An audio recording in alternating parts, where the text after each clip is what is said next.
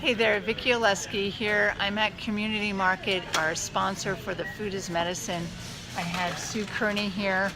Sue is our presenter for the October 15th Food is Medicine, and Sue is going to be, she's a maker of medicines in her kitchen and is here to tell us what she's going to be doing Monday, October 15th.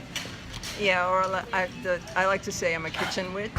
I've been making medicines and beauty products and other kinds of crafty things I can make with my hands and with what's in my cupboards for a long time. And we're standing in front of the coconut oil aisle, and I have some, grass-fed gelatin in my hands because those are two of the staples in my cupboards that I use for edibles and topicals and all kinds of really wonderful healing products that I make with and without cannabis, and they're so amazingly useful and potentiated when I add cannabis to them.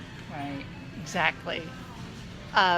Sue's niche on Monday the 15th is going to be cannabis, so you want to make it to this one. You want to make it to everyone. We're every third Monday of the month over at Sonoma County Healing Academy, and this month, October 15th, on Monday at 6:30, Sue's going to be bringing cannabis as medicine as one of our presentations.